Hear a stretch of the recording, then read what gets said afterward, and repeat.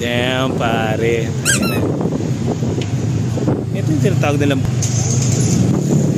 low-fi. Damn, pare. Ang inang pogi nito, men. Ganito ka pogi, tapos ganito yung tunog ng boxer engine. Fuck, man. Okay, siguro try natin to maya-maya. Oh, sige, samahan nyo ako, ah.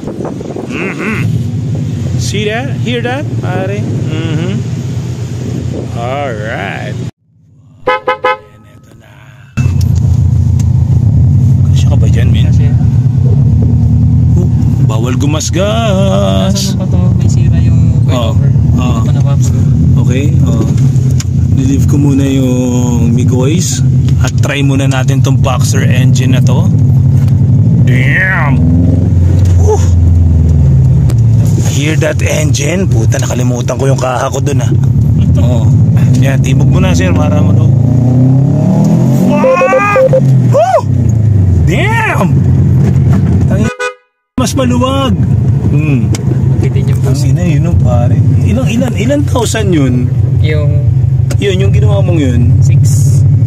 6K. Mamaya try natin ang mas ano. Fuck, man. Galit na galit, eh, oh. Ayun, parang lalaro, ah. Galing kami, Clark, nung Sabado. Sabado ba yan? Linggo. Oh, here's the owner. Si Sir Gio. Ayan. Yan ang aking loyal tracking client noon pa. Noong mga araw na SIR days pa yon. Well, nandun naman si SIR, di ba? Ayan ang aking loyal client yan.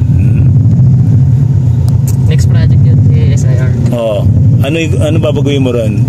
Buhayin ko lang. Fuck, man. Anong kulay? Same pa rin. Mga na total, right? Bubuhayin ko lang. Yan ang kalaban natin. Narinig nyo yung tunog na yan na low-bat. Ayan, kalaban din natin yan yung traffic.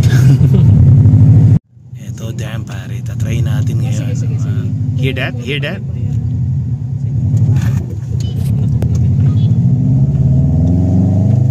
Wow. Ayaw.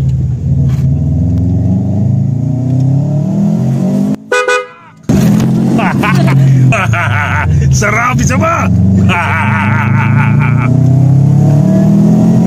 Feel the burst! Sarap! 6,000 RPM lang. 6K pa lang yun, ha? Hindi makasagat, eh. Damn, pare.